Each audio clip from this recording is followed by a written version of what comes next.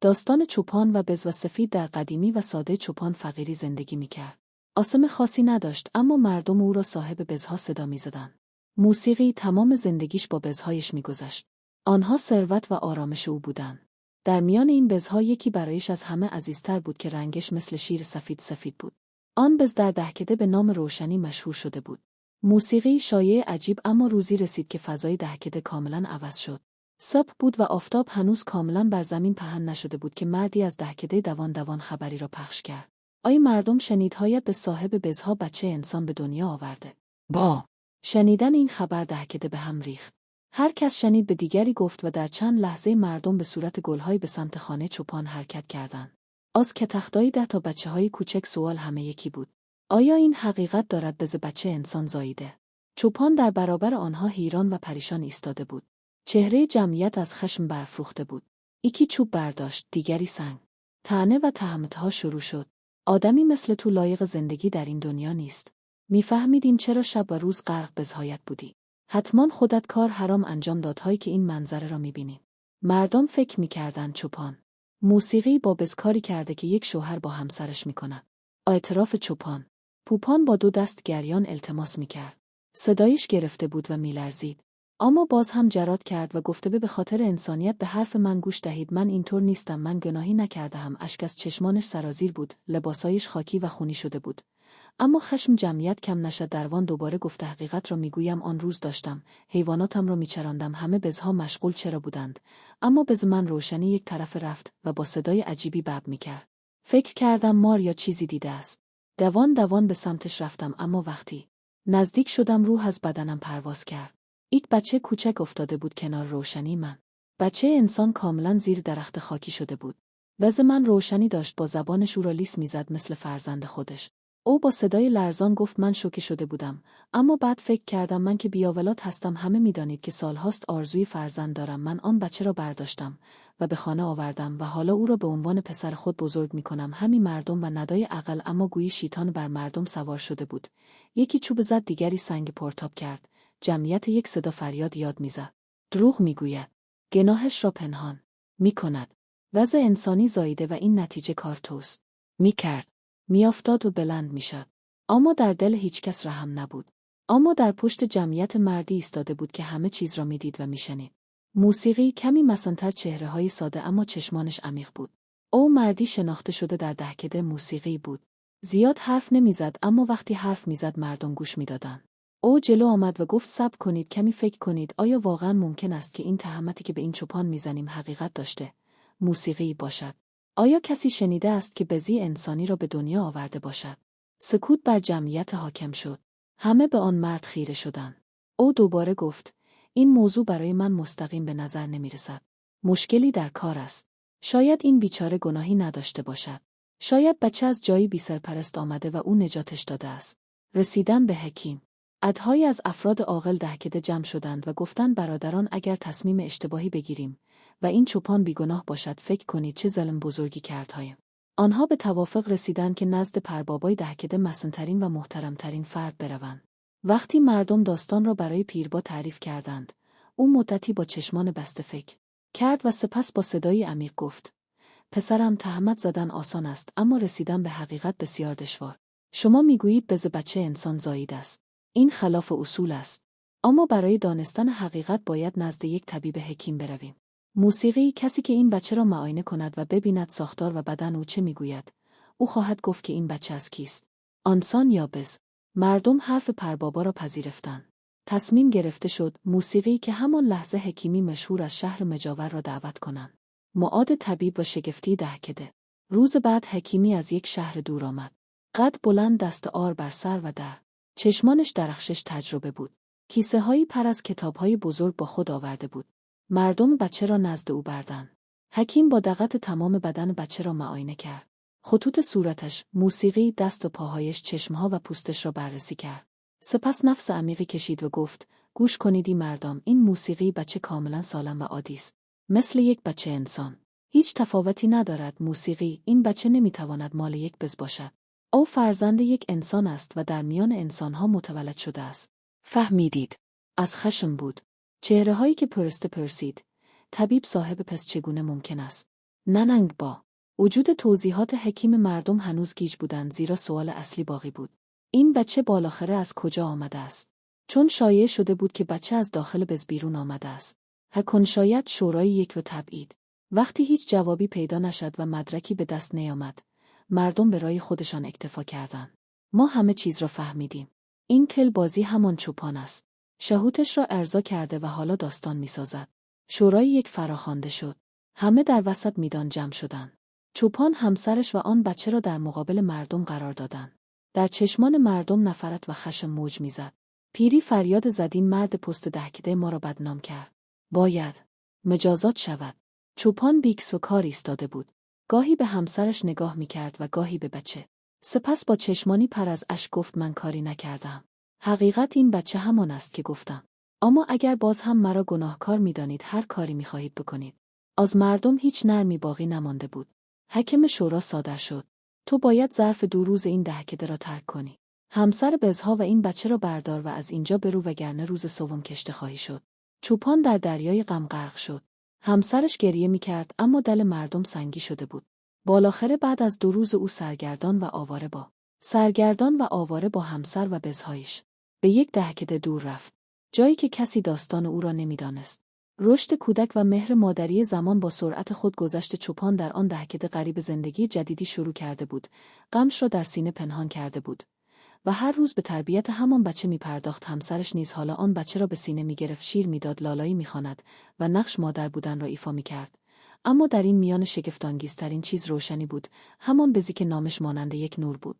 چوپان اسمش را روشنی گذاشته بود چون واقعاً مثل نور به زندگیش آمده بود. روشنی که نمی‌دانست چطور موسیقی آن بچه را مال خود می‌دانست. وی بچه در حیاط می‌نشست. بز روشنی نزدیک می‌آمد. با چشمان درشتش به او نگاه می‌کرد و آهسته پاهایش را به او نزدیک می‌کرد. آنگار می‌گفت تو مال منی. من مال تو. بچه نیز به آن بزقه عجیب پیدا کرده بود. دستهایش را به دور گردنش می‌انداخت. گاهی گوشش را می‌گرفت و گاهی بر پشتش می‌خوابید. روشنی نه تنها او را می‌بویید، بلکه هر وقت بچه گریه می‌کرد، پستان پر از شیرش را به نزدیکی او می‌آورد و شگفت آور این بود که بچه هم بدون هیچ تردیدی شیر بز را می‌نوشید. چوپان و همسرش با دیدن این صحنه بارها متعجب می‌شدند، اما بعد فکر می‌کردند شاید این رابطه‌های فراتر از درک ماست. روشنی حالا مادر آن بچه شده بود. او را مثل فرزندان خودش دوست می‌داشت. وقتی بچه می‌خوابید، روشنی کنار سرش می‌نشست.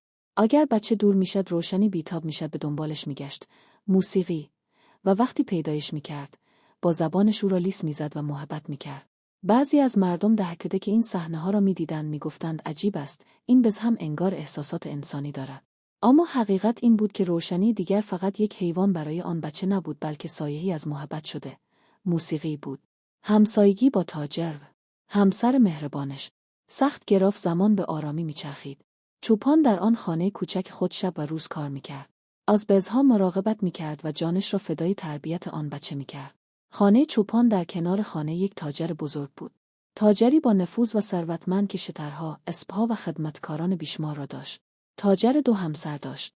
یکی با اخلاقی تند و بدبین سمیرا و دیگری زنی با قلبی پاک، آرام، متواضع و ساده نازنین که در غم و اندوه همه شریک می‌شد. رابطه دوستانی برقرار کرد. آنها اغلب در حیاط می‌نشستند و صحبت می‌کردند. گاهی نان می‌پختند. گاهی داستان‌های قدیمی تعریف می‌کردند و گاهی از درد دل‌های خود می‌گفتند. وقتی همسر چوپان از درد و رنج خود گفت که چگونه مردم به آنها تهمت زدند و چگونه آن بچه را بزرگ کردند، اشک از چشمان نازنین سرازیر شد. آن بچه نیز بزرگ می‌شد. چشمان درشت، چهره سفید و لبخند پر از محبتش دل هر کسی را می‌برد. وقتی نازنین او را می‌دید، آرامشی عجیب در دلش می‌نشست. گاهی او را یواشکی در آغوش می‌گرفت، به سینه‌هاش می‌فشرد و به انگشتان کوچکش خیره می‌شد. آنگار که در یاد فرزند گمشدهش فرو رفته باشد. چه‌هاش پریشان می‌شد. چشمانش پر از اشک می‌شد و بی‌اختیار می‌گفت این بچه چقدر دوست داشت نیست. وقتی او را می‌بینم، دلم می‌خواهد همه چیز را رها کنم و فقط او را در آغوشم نگه دارم. آن زن چندین بار با دیدن بچه گریه می‌کرد، اما دلیلش را کسی نمی‌فهمید. نه چوپان و نه همسرش. فقط می‌دانستند که این زن تاجر قلبی موسیقی پاک دارد و این بچه را بی‌نهایت دوست دارد. او گاهی دست بر سر بچه می‌کشید و گاهی پیشانیش را می‌بوسید و سپس در افکار عمیقی فرو می‌رفت. آنگار رازی در سینه‌هاش نهفته باشد. کشف راز و عصبانیت سمیرا روزها گذشت. آن بچه حالا کمی بزرگتر شده بود. صدای شیرین و کلمات کودکانه او گاهی توجه مردم را جلب می‌کرد. حمزه چوپان مدت‌ها بود که تغییر رنگ چهره نازنین را می‌دید. هر بار که بچه را در آغوش می‌گرفت، چشمانش مرطوب می‌شد و غم عجیبی بر چهره‌هاش می‌نشست. آنگار غمی قدیمی در دلش پنهان باشد. بالاخره یک روز طاقت نیاورد و وقتی هر دو تنها در حیاط نشسته بودند به آرام می‌پرسید: خواهر، چند روز است که می‌بینم با گرفتن این بچه موسیقی، چرا اینقدر غمگین می‌شوی؟ دردی که در چشمانت هست از من پنهان نمی‌ماند. به من بگو آیا غمی داری که نمی‌توانی تحمل کنی؟ هرهه نازنین زرد شد. می‌خواست چیزی بگوید اما لب‌هایش خاموش ماند. چشمانش پر از اشک شد اما نتوانست حرفی بزند. او در حال غرق شدن در دردش بود که ناگهان سمیرا همسر دوم تاجر از راه رسید. سمیرا که از اول از دوستی آن دو حسادت می‌کرد و از آن بچه متنفر بود، چون می‌ترسید همسر اول تاجر دلش با این بچه پیوند بخورد و تاجر نیز روزی به او علاقه پیدا کند. سمیرا به محض ورود با لحنی پر از کینه گفت: چه خبر است؟ شما دو نفر چه پچ پچ می‌کنید؟ چه رازی دارید؟ او سپس رو به همسر چوپان کرد و گفت: ای زن، شرم نمی‌کنی؟ هر روز سرزده به حیاط ما میایی. کمی هم به فکر خانه خودت باش و این بچه تو را ببین چه صداهای بدی در میآورد. راستش را بخواهی از وقتی که اطراف ما پیدایش شده حالمان بد می‌شود. رب لحن او آنقدر زهراگین بود که انگار ماری نیش زده باشد. همسر چوپان شوکه شد و اشک درماندگی در چشمانش حلقه زد. بچه را به سینه‌هاش چسباند و با صدای لرزان گفت: من هرگز به کسی بدی نخواستم، خواهر گناه من چیست؟ اما سمیرا حرف او را نشنید و با نگاهی تند گفت: ایست، حد خودت را بدان دست از آمدن روزانه به خانه ما بردار و این بچه را کنترل کن مبادا فردا به گوش شوهران ما چیزی برسد. سمیرا با چهرهایی که کینه از آن میبارید رفت. همسر چوپان با چشمانی اشکالود ایستاد. نگاهی به نازنین انداخت اما او نیز از شرم و تأسف نشسته بود. همسر چوپان بچه را به سینه چسباند و بدون هیچ حرفی در حالی که اشکهایش را مینوشید با قدمهای لرزان به خانهش برگشت. سوالات زیادی در دلش موج میزد. حرفهای سمیرا چقدر زهراگین بود اما مجبور بود سکوت کند و توان فریاد زدن نداشت. درد دل همسر چوپان غروب شده بود. چوپان با گله بزهایش به خانه بازگشت. خسته کوفته با لباسهایی پر از گرد و خاک. همین که پا به خانه گذاشت، دید همسرش در گوشه هی نشسته است. چشمانش پفه کرده، چهره‌هاش غمگین، انگار بار سنگینی بر سینه‌هاش نشسته باشد. چوپان همه چیز را فهمید. نزدیک رفت و به آرامی پرسید: چه شده؟ چرا اینطور نشست‌های؟ کسی چیزی گفته است؟ همسرش بلافاصله شروع به گریه کرد و با صدایی خفه گفت: چه بگویم؟ امروز خیلی تحقیر شدم. گوش کن. رفته بودم خانه تاجر بغلی. یکی از همسران تاجر خیلی خوب و مهربان است. هر روز که پسرم را می‌بیند چشمانش پر از اشک می‌شود. نمی‌دانم چه رازی در دلش است. امروز جرد کردم و پرسیدم که چرا هر بار که پسرم را می‌بینی گریه می‌کنی؟ آیا غمی داری؟ ناریچ با آپان با آرامش گوش میداد. همسرش ادامه داد: میخواست بگوید موسیقی. نمیدانم چه رازی در دلش بود اما ناگهان سمیرا آمد. همسر دوم تاجر. آن زن ظالم نمیدانم چرا از این بچه متنفر است. آمد و سر من داد و بیداد کرد. گفت: چرا هر روز به خانه ما میایی؟ در خانه خودت بمان. موسیقی و این بچه تو از صداهای بدش حالم خراب میشود. گفت: دیگر او را به حیاط ما نیاور. گفتم من که برای گرفتن چیزی نیامد، هم فقط با خواهرت صحبت میکردم. اما او حاضر به شنیدن نبود. با داد و فریاد بیرونم کرد. چنین تحقیری را هرگز در زندگیم نکشیده بودم. جرقه شک در ذهن چوپان. با شنیدن این حرفا چوپان ساکت. موسیقی شد. پیشانیش از فکر چین خورد. یک درخشش عجیب در چشمانش پدیدار شد. سپس با صدایی آهسته اما محکم گفت: من از اول هم میگفتم در این ماجرا چیزی هست. اشک‌های همسر تاجر بیدلیل نیست و حرکات سمیرا هم به چیز دیگری اشاره می‌کند. دیدی که چطور نگذاشت آن زن حرف بزند. من میگویم در دل سمیرا یک شیطان است و همسر تاجر چیزی را پنهان می‌کند از ترس، اما حقیقت وجود دارد و باید آشکار شود. چوپان لحظه‌های سکوت کرد، سپس به همسرش نگاه کرد و گفت: تو فردا دوباره برو بهانه‌های بیاور. ببین اگر آن زن باز هم غمگین بود از او بپرس. شاید یک راز بزرگ پنهان شده باشد و یادت باشد اگر حقیقت آشکار شود شاید پدر واقعی پسرمان را هم پیدا کنی. فشمسر چوپان ساکت ماند. موسیقی یک درخشش ضعیف امید در چشمانش پدیدار شد. اشک‌هایش را پاک کرد و گفت: باشد، من فردا حتما میروم و حقیقت را کشف میکنم. نبراسکا افشای راز تلخ نازنین. صبح روز بعد چوپان طبق معمول بزهایش را برداشت و به سمت جنگل رفت. به محض رفتن او همسر چوپان تصمیم خود را برای انجام کاری که تمام شب در سرش بود محکم موسیقی. کرد به آرامی به سمت خانه. تاجر حرکت کرد. دلش محکم میتپید انگار که رازی بزرگ قرار است فاش شود. تصادفاً سمیرا همسر اول تاجر آن موقع در خانه نبود و برای کاری به بازار رفته بود. فقط نازنین همسر دوم در خانه بود. همین که چشم نازنین به همسر چوپان افتاد، لبخندی بر چهره‌هاش نشست. او را به داخل دعوت کرد و با بیتابی بچه را در آغوش گرفت. او بچه را با محبت نگاه می‌کرد. آنگار گنجی بسیار با ارزش باشد. چشمانش پر از اشک شد و مدت زیادی بچه را به سینه چسباند. نازنین با صدای لرزان گفت: میدانی خواهر، هر وقت بچه تو را میبینم احساس میکنم که پسر خودم در آغوشم است. آن با تعجب گفت: پسر تو خواهر چه میگویی؟ تو که فرزندی نداری. نازنین آهی کشید و گفت: خواهر داشتم. یک پسر بسیار زیبا، دقیقاً شبیه این بچه، موسیقی، سفید رو و دوست داشتنی، اما نمیدانم کجا گم شد، هرگز پیدایش نکردم. وقتی این بچه را میبینم همان پسر گم شده هم به یادم میآید. دل همسر چوپان فرو ریخت. خواهر این چه حرفهایی است که میزنی؟ چه اتفاقی برایت افتاد؟ موسیقی. راستش را بگو، آخر چه بلایی سرت آمد؟ اشک در چشمان نازنین حلقه زد. صدایش گرفت، آهسته شروع به گفتن کرد: خواهر، من همسر دوم تاجر هستم. تاجر با من ازدواج کرد چون همسر اولش سمیرا نازا بود. چند ماه بعد از ازدواج باردار. موسیقی شدم. خوشحالی تاجر وس ناپذیر بود. او به اندازه مرا دوست داشت، اما همین موضوع برای سمیرا قابل تحمل نبود. هر روز با من دعوا می‌کرد، به من طعنه می‌زد و حرفهای زشت می‌گفت. موسیقی حتی چند بار به شکمم ضربه زد تا بچه‌ام را سخت کند. او ادامه داد: وقتی روزهای تولد نزدیک شد، هر شب خوابهای عجیبی می‌دیدم. خوابهای ترسناک. آنگار کسی می‌خواهد بچه‌ام را از من بگیرد. روزها همینطور گذشتند. موسیقی بر چهره نازنین امید و شادی مادر شدن نقش بسته بود. هر روز دستش را بر شکمش می‌گذاشت و با فرزند در راهش حرف می‌زد. برایش رویا می‌بافت و بالاخره آن روزی که ماه‌ها منتظرش بود فراسید. صبح همان روز در کل خانه شور و هیجان برپا شد. نازنین از درد ناله می‌کرد، اما شادی عجیبی بر چهره‌هاش بود. تاجر نیز هیجان زده بود و لحظه شماری می‌کرد و سپس نازنین پسری زیبا به دنیا آورد. موسیقی پسری مثل ماه، چهره‌های سفید و لب‌های صورتی. خبر در کل دهکده پیچید. تاجر از خوشحالی زیاد خرج کرد. حالا علاقه تاجر به نازنین بیشتر شده بود. او هر لحظه به او نگاه می‌کرد، بچه را در آغوش می‌گرفت و به سینه‌هاش می‌فشرد و می‌گفت: نازنین، امروز بزرگترین ثروت دنیا را به من دادی. موسیقی، زندگی من کامل شد. اما در میان این شادی چهره‌هایی بود که در این شور و لبخندها تیره و تار شده بود. سمیرا دلش از حسادت میسوخت و به خاکستر تبدیل میشد. در چشمانش نفرتی عجیب جا گرفته بود. عشق و احترام به نازنین و فرزندش. موسیقی برایش به هیچ وجه قابل قبول نبود. شبی که همه چیز عوض شد. سپس شبی حادثه‌ای رخ داد که بزرگترین طوفان زندگی نازنین شد. شب بود و همه در رخت خواب خود خوابیده بودند. نازنین پسرش را به سینه چسبانده بود و خوابیده بود. مثل هر مادری با هر چرخشی بچه را میدید و لمس میکرد و آرامش میگرفت. اما نمیدانست کی خوابش برد و در دنیای رویاها گم شد.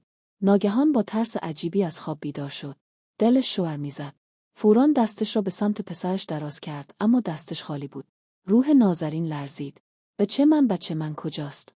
فوراً از تخت بلند شد. زیر تخت را نگاه کرد. هر گوشه از اتاق را جستجو کرد، اما پسرش مثل ماه پیدا نبود. بچه من کجا رفت؟ فریادهای نازنین خواب تاجر را پراند. او نیز وحشت زده از جا برخاست. چه شده نازنین؟ بچه کجاست؟ نازنین با گریه گفت: من او را به سینه چسبانده بودم. خوابانده بودم. حالا نیست. هیچ جا نیست. تاجر نیست. مثل دیوانه ها این طرف و آن طرف دوید.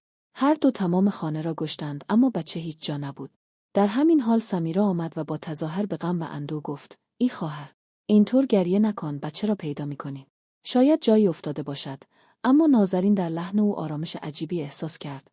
موسیقی، انگار که او از قبل همه چیز را می‌دانست. بعد از آن شب زندگی نازنین در تاریکی فرو رفت.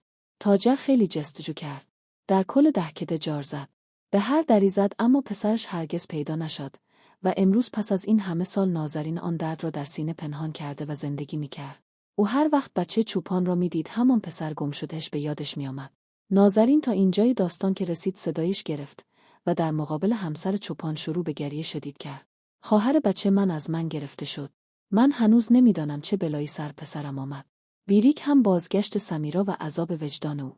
همزمان که نازنین بار دلش را ثبت می‌کرد و داستان دردناک خود را می‌گفت، سمیرا همسر مکار تاجر از راه رسید. به محض ورود صدای صحبت‌های آن دو زن به گوشش رسید. آهسته قدم برداشت و نزدیک ایستاد و از پشت پرده به همه چیز گوش داد. وقتی سمیرا از دهان نازنین شنید که چگونه پسرش ناگهان ناپدید شد و چگونه او هنوز به دنبال آن بچه است، رنگ از چهره‌هاش پرید. روحش لرزید. لحظه‌هایی مثل سنگ خشکش زد. ترس جدیدی در دل سمیرا ایجاد شد. عشق و علاقه‌هایی که در چشمان نازنین نسبت به بچه چوپان دیده میشد برایش قابل تحمل نبود. او در دل خود پریشان شد. کند این بچه همان بچه باشد. ذهنش درگیر شد. او از خود میپرسید چگونه ممکن است؟ نه، من که کارش را یکسره کرده بودم. او را خودم با دستان خودم در زمین دفن کرده بودم. پس این بچه چگونه زنده است؟ موسیقی، نه این توهم من است. توهم من دیوانه شدم. اما چست؟ اما دلش آرام موسیقی نمی گرفت. ذهنش بارها به همان مسیر کشیده می شد. اما اگر آن بچه واقعا زنده باشد چه؟ جلوی چشمانش تار شد. موسیقی عرب سرد بر پیشانیش نشست. او به شدت وحشت کرده بود. از یک طرف می ترسید که راز او فاش شود. موسیقی از طرف دیگر تصویر آن بچه در ذهنش می چرخید. ناگهان فکری عجیب به ذهن سمیرا رسید. باید یک بار دیگر به همان محلی بروم که آن بچه را دفن کردم. کند کسی بچه را از آنجا بیرون آورده باشد. اما نه، این همه سال گذشته است. حالا فقط باید استخوان‌هایش باقی مانده باشد. اگر کسی برداشته بود تا حالا سر صدا میشد. نه، کسی نمیتوانست برداشته باشد. با این حال باید میدید دلش به هیچ وجه آرامش نداشت. او بیقرار شده بود. او در درون خود میسوخت. در ذهنش فریاد میزد موسیقی، اگر امروز نروم شاید دیگر هرگز فرصتی پیدا نکنم. همین حالا باید بروم و ببینم. روشنی شاهد ماجرا. با این فکر رو یواشکی از خانه خارج شد. به اطراف نگاه کرد و مستقیم به سمت جنگل دوید. همان جایی که درندگی او دفن شده بود. جایی که پسر عزیز نازنین را دفن کرده بود. سرعتش زیاد میشد. موسیقی پاهایش میلرزید اما در دلش یک آرزو بود. ببینم آیا بچه هنوز آنجاست یا واقعا شک من درست است. معنان که به آن بیابان جنگل رسید، بدنش به لرزه افتاد. سکوت همه جا را فرا گرفته بود. خشخش درختان، سکوت برگه‌ها، همه انگار مثل شاهدان او را نگاه می‌کردند. سمیرا در جنگل به جستجوی خاکی مشغول شد که زمانی جنایتش را دفن کرده بود. دستانش در حال کندن خاک می‌لرزید. نفسش به سختی بالا می‌آمد. عرق، موسیقی از پیشانیش سر و زیر بود. اما همین که چشمش به گودال افتاد، رنگش پرید. هیچ چیز نبود. نه لباسی، نه استخوانی، نه بچه‌های، انگار که هرگز چیزی آنجا نبوده است. سمیرا برای یک لحظه میخکوب شد. چیزی نمیفهمید. چگونه ممکن است؟ من خودم با دستهایم بچه را در همین مکان دفن کردم. پس چرا اینجا تمیز است؟ آیا کسی او را از اینجا برده است؟ نه. چه کسی خبر داشت؟ چشمانش خیره ماند. مغزش از کار افتاد. ذهنش در همان لحظه یکی چرا می‌کردند و در میان آنها یک بزنگاهی عجیب به او خیره شده بود. آنگار او را می‌شناسد. آنگار می‌گوید بله، من تو را می‌شناسم. تو همان زنی هستی که آن شب اینجا جنایتی مرتکب شدی. نیز سمیرا را دیده بود و امروز که سمیرا را در حال کندن همان خاک دید. موسیقی، انگار تمام خاطراتش زنده شد. باز چشمان درشتش به او خیره شد. سمیرا لحظه‌ای لرزید. فکر کرد که این بز او را می‌شناسد. اما در لحظه بعد دلش را آرام کرد و گفته من همچه فکرهای دیوانه کننده می‌کنم. حیوان‌ها که از بازی‌های انسان‌ها خبر ندارند. اما ترس در دل سمیرا افزایش یافت. عقلش را از دست داده بود. کند کسی واقعاً بچه را نجات داده باشد و اگر اینطور شده باشد بچه حالا دست کیست؟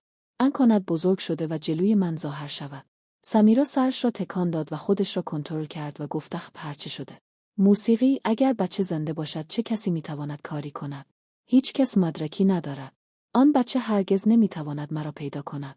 با این فکر سمیرا با عجله از آنجا خارج شد و به سمت خانه رفت. موسیقی تمام مسیر چهره‌هاش زرد بود. در دلش ترسی عجیب بود اما ظاهران خود را قوی نشان موسیقی میداد. انتقام روشنی و خشم تاجر. به محض رسیدن به خانه او دوباره ترفندهای قدیمی خود را آغاز کرد. با دیدن تاجر آهی ساختگی کشید و گفت همسر دوم تو نازنین نحس است. به خاطر او آرامش و آسایش خانه ما از بین رفته است. ببین حتی نتوانست فرزندش را نگه دارد. نمیدانم با او در چه ساعتی ازدواج کردی. مسینین زهراگین سمیرا در دل تاجر نفوذ کرد. او که قبلا نازنین را بیاندازه دوست داشت، حالا بی‌تفاوتی بر چهره‌هاش نشسته بود. حرفهای سمیرا انگار نفرت را در دل او نسبت به نازنین کاشته بود. نازنین بیچاره در گوشی از اتاق نشسته بود و همه چیز را میدید. اما به چه کسی میتوانست بگوید؟ دردش، غمش همه در چشمانش زندانی بود. روزها، ماهها و سپس سالها گذشت. حالا پسر چوپان نیز بزرگ شده بود. قد بلند، چهره سفید، ظاهری زیبا و چشمانه درش داشت. شبیه پسر یک خانواده ثروتمند به نظر می‌رسید. هر کس او را می‌دید می‌گفت چگونه ممکن است این پسر فرزند یک بزچران موسیقی باشد. حالا آن پسر هر روز با پدرش به چرا می‌رفت. اما همیشه در دل پدر قصه‌هایی بود. وقتی پسرش را می‌دید که در جنگل‌ها به دنبال بزها می‌دود، چشمانش پر از اشک می‌شد. یک روز وقتی پدر و پسر در جنگل نشسته بودند، چوپان دست بر سر پسر گذاشت و گفت پسرم شریف، بزچرانی کار بزرگی نیست. این اثر اجبار ماست. اما من نمیخواهم تو تمام عمرت را اینطور بگذرانی. پدرت بیسواد است. اما میخواهم تو را باسواد ببینم. شریف با محبت به پدر نگاه کرد و پرسید بابا درس بخوانم که چه کنم؟ از آن روز چوپان تصمیم گرفت پسرش را باسواد کند. تمام پسانانداز خود را خرج کرد. بزهایش را فروخت. کارگری کرد اما پسرش را به دست بهترین معلم سپرد. شریف شب و روز درس خواند و با گذشت زمان در تحصیل پیشرفت کرد. در کل دهکده صحبت از هوش و دانش او بود. دلتنگی مادرانه نازنین در خانه تاجر سمیرا بود که فرمان میداد. هر گوشه و هر معامله در خانه با اجازه او انجام میشد. تاجر نیز انگار کاملا اسیر حرفهای او شده بود و نازنین او در خانه خودش غریب شده بود. زینیسن بیکس که دنیایش زمانی پر از شادی بود، امروز در 4 دیواری خانه فقط یک خدمتکار بود. نازنین شب و روز مشغول کار بود. گاهی حیاط را جارو می‌کرد، گاهی ظرف می‌شست، گاهی غذا می‌پخت و سپس به حرف‌ها و طعنه‌های سمیرا گوش می‌داد. اما به کسی شکایتی نمی‌کرد. همه زخم‌هایش را در سینه پنهان می‌کرد. موسیقی فقط یک امید در دلش بود. کاش آن پسر گمشدهاش روزی برگردد و دامان خالی او را پر کند. نیو از طرفی وضعیت خانه چوپان نیز روز به روز بدتر می‌شد. مخارج زندگی و خوراک بسیار دشوار شده بود. شریف نه لباس مناسبی داشت و نه کفش درست. اما هرگز شکایتی نمی‌کرد. فقط به چهره مادرش نگاه می‌کرد که او را موسیقی از ته دل دوست داشت. اونن روز وقتی مادر شریف او را با لباسهای قدیمی دید که به مدرسه می‌رود، قلبش فشرده شد. او پسرش را نزدیک خود خواند و با محبت دست بر سرش کشید. او با صدایی لرزان گفت: پسرم شریف، تو تنها پشتیبان من هستی. ببین شیر بزها را فروختهام و کمی پول جمع کردم. موسیقی، فکر می‌کنم امروز به بازار بروم و برایت لباس نو و کفش موسیقی خوب بگیرم. هیچ چیز در این دنیا برای من با ارزش‌تر از تو نیست. مادرش را در آغوش گرفت. مامان، من چیزی نمی‌خواهم. فقط تو در کنارم باش. اما مادر حرف پسر را نپذیرفت. دلش برای دیدن پسرش در لباس خوب بیتاب بود. کار کردن همسر چوپان در خانه تاجر مادر در ادامه گفت: پسرم، فکر می‌کنم در خانه تاجر بقلی کار کنم. ظرف می‌شویم، جارو و دستمال می‌کشم. پولی که به دست می‌آید خرج تو می‌کنم. باید درس بخوانی پسرم. باید مرد بزرگی شوی. مان مادرش نگاه کرد و چیزی موسیقی نگفت، فقط دستش را گرفت. آن بچه کوچک نیز حالا فهمیده بود فقر چیست و درد مادر یعنی چه. روز بعد همسر چوپان صبح زود به مقابل خانه مجلل تاجر رسید. یک چادر کهنه در دست داشت و در چشمانش بیچارگی بود. اما هنوز ارادهایی در او باقی بود. در را که زد، نوکر در را باز کرد و خبر را به داخل برد. سمیرا بیرون آمد. چشمش که به او افتاد، چهره‌هاش در هم رفت. با اخم گفت: تو آمدهی کار می‌خواهی. اول فکر کن به خانه من. میایی یا نه؟ سمیرا دلش می‌خواست او را از همانجا برگرداند. اما مکر و حیله درونش او را باز داشت. با خود فکر کرد اگر او را دور کنم دوباره همه بار بر دوش نازنین میافتد و او بیمار است. اگر بار زیاد به او تحمیل شود شاید بمیرد. آن وقت تاجر از من سوال خواهد کرد. بالاخره سمیرا او را به اجبار به کار گرفت، اما چهره‌هاش هنوز پر از خشم موسیقی بود. او گفت: باشه، ظرف بشور جارو کن. اما اگر کمی بی‌دقتی کنی روز بعد اخراجت میکنم. همسر چوپان قبول کرد و مشغول کار شد. بهبود حال نازنین. زرین واقعا چند روزی بود که بد بود. ضعف او را موسیقی به بستر چسبانده بود. تاجر خودش کنار سر همسر بیمارش نشسته بود و خیلی مراقبش بود. در چشمان نازنین علاوه بر عشق به تاجر آرامش غریب‌هایی نیز بود. پس از سالها تاجر را میدید که اینطور به او توجه میکند. اما این منظره برای سمیرا موسیقی چیزی کمتر از یک کابوس نبود. قلبش به جوش آمد. احساس میکرد دنیای ساخته شده او در حال ویرانی است. مار در سینه‌هاش موسیقی میلغزید. با خود فکر کرد این زن دوباره دل شوهرش را میبرد. نه، اجازه نمیدهم. میمی به روشنی در همین افکار ناگهان چشم سمیرا به شریف افتاد که داشت بازی میکرد. شریف از روی نادانی در گوشی از خانه مشغول بازی بود. خشم سمیرا سر به فلک موسیقی کشید. با عجله آمد و بازوی شریف را گرفت و فریاد زد: چه کسی به تو اجازه داد وارد خانه شوی؟ برو بیرون. با این حرف او شریف را داد و به او سیلی زد. شریف وحشت کرد و موسیقی اشک در چشمانش حلقه زد. در همین لحظه روشنی به که بیرون مشغول چرا بود. موسیقی انگار صدای فریاد دوستش را شنید. سرش را بلند کرد و دوان دوان داخل شد. به سمت سمیرا حمله برد و ناگهان با شاخ به او زد. فریاد بلندی از دهان سمیرا خارج شد. وای چشمم! ضربه روشنی مستقیما به چشم سمیرا اصابت کرد و یک چشم او کور شد. کل خانه از فریاد پر شد. تاجر دوان دوان آمد و با دیدن سمیرا که غرق خون بود خشمگین شد. بدون فکر با عصبانیت فریاد زد این پسر و مادرش را همین حالا بیرون کنید. این حرامزاده‌ها همسر من را به این روز انداختن. دیگر جایی در این خانه ندارن. برو بیرون از خانه‌هام. نازنین با لرز از جا برخاست اما یک کلمه هم نگفت. همسر چوپان گریان دست شریف را گرفت و گفت بیا پسرم دیگر جایی برای ما در این خانه نیست. شریف دست مادرش را گرفت و گریان از خانه بیرون رفت. از پشت چشمان اشکالود نازنین رفتن آن دو را میدید اما امروز او نیز سکوت کرده بود. آفشای حقیقت توسط بس چند روزی گذشت خانه در حالت غم و اندوه بود، اما روزی رسید که مادر شریف برای کاری در خانه نبود، فقط شریف و بز وفادارش روشنی در خانه بودند. در همان لحظه نازنین همسر اول تاجر آهسته به خانه شریف رسیدم در ایستاد و سپس داخل آمد و گفت پسر شریف امروز مادرت در خانه نیست بیا با من به خانه ما برویم. در لحن نازنین نرمی عجیبی بود، انگار یک درد قدیمی در دلش بیدار شده بود. شریف با محبت به او نگاه کرد و آهسته برخاست و با او حرکت کرد، اما همین که هر دو از در بیرون آمدن روشنی مثل یک دیوار جلوی آنها ایستاد. بیقراری عجیبی در چشمانش بود، انگار میخواست چیزی بگوید. نازنین حیرت کرد، سپس لبخند زد و گفت و بیا با من، امروز تو را هم میبری. نازنین طناب بز را گرفت و شریف را به خانه‌هاش برد. تاجر با دیدن این منظره خشمگ، این چه بی‌حیایی است نازنین؟ چرا این پسر و بزش را به خانه ما آورتی؟ آنها را بیرون کن. نازنین با صدای لرزان گفت دیدانم عصبانی هستی، اما نمیدانم چرا دلم میگوید در چشمان این بز حرف پنهان است، انگار میخواهد چیزی به ما بگوید. تاویه بیشتر براش گفته چه میگوید تو دیوانه شد های. آنجا پیرمردی نشسته بود که دوست قدیمی تاجر بود و در سکوت همه چیز را تماشا میکرد. او به آرامی گفت تاجر گاهی باید زبان حیوانات را هم فهمید. من تمام عمرم را در میان حیوانات گذراندم. این بز واقعا میخواهد حرفی بزند. حالا چشم همه به روشنی بود. روشنی با صدای بلند شروع به بابا کردن. گاهی به شریف نگاه میکرد و باب میکرد. گاهی به نازنین و سپس تاجر را نگاه میکرد. آنگار رازی را فاش میکرد. اعتراف و پشیمانی این وضعیت برای مدتی ادامه یافت و با دیدن این همه بالاخره آن پیرمرد تا حدی حرف بز را فهمید. پیرمرد جلو رفت، دست بر سر روشنی کشید و موسیقی سپس گفت گوش کن تاجر، این بز میگوید این بچه شریف که تو این زن بیچاره را به خاطرش از خانه بیرون کردی خون خودت است، پسر خودت است. در با شنیدن این حرف زمین زیر پای تاجر خالی شد. چه میگویی بابا چگونه؟ پیرمرد نفس عمیقی کشید و گفت من در چشمان این بز دردی دیدم که در سینه یک مادر است. این بز شاهد حقیقت است.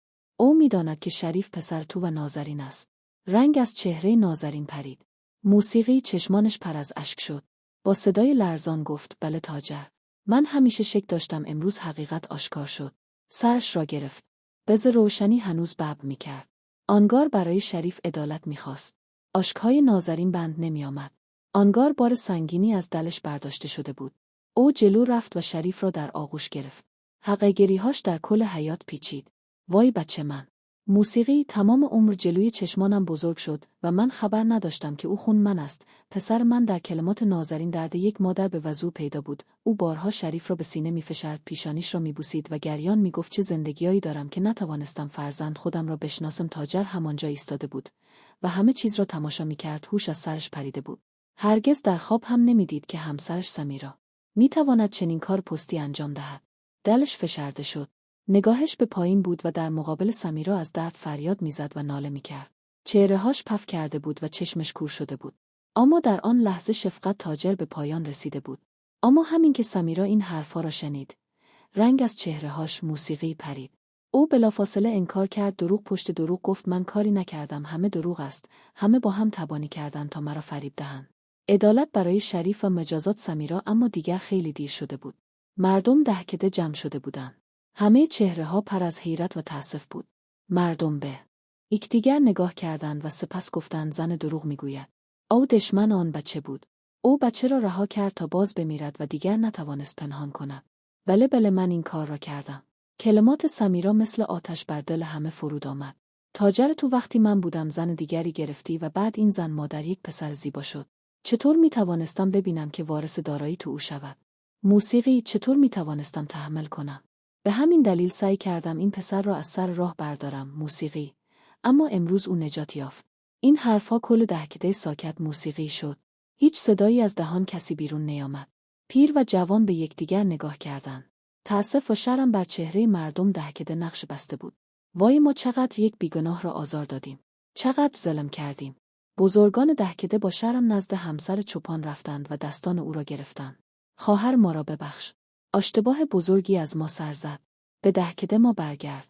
در چشمان همسر چوپان نیز اشک بود اما قلبش بسیار بزرگ بود. وا گفت برمیگردم اما به یک شرط. اول باید عدالت برای من اجرا شود. سپس قدم به این دهکده میگذارم. مردم دهکده سرشان را پایین موسیقی انداختند. سپس همه تصمیم گرفتند. سمیرا باید تمام کارهای دهکده را انجام دهد. مجازات او این است که تا زنده است با زحمت کار کند و بار گناهش را به دوش بکشد. آنگلیسی تا آن لحظه از خشم می‌لرزید. دلش می‌خواست همانجا گلوی سمیرا را بفشارد. اما سپس با صدای بلند گفت: این زن دیگر حتی یک لحظه هم در خانه من نخواهد ماند. سمیرا تو طلاق هستی. از امروز به بعد هیچ رابطه‌ای بین من و تو نیست. اوجا بر زمین افتاد. مردم در سکوت ایستاده بودند. دیگر هیچ همدردیایی برای او باقی نمانده بود. اتحاد دوباره خانواده. پس از آن مردم دهکده تصمیم گرفتند که همسر چوپان را با احترام به دهکده بازگردانند. موسیقی. اما همین که خواستند بروند شریف با گریه گفت من تو را تنها نمیگذارم. تاجر جلو آمد. در چشمان نازنین نیز اشک بود. تاجر با لحنی آرام گفت خواهر این بچه دیگر مال تو نیست، مال ما هم هست. من میخواهم تو در خانه ما بمانی به عنوان خواهر من، به عنوان احترام این خانه. نازنین نیز جلو آمد. شریف را به سینه چسباند. پسرم از امروز به بعد ما همه یک خانواده هستیم. هیچ کس نمیتواند ما را از هم جدا کند. و سپس شریف مادرش و والدین واقعی خود را در آغوش گرفت و از ته دل گریه کرد. مردم دهکده نیز اشک ریختند و بالاخره لبخندی بر چهره شریف بازگشت.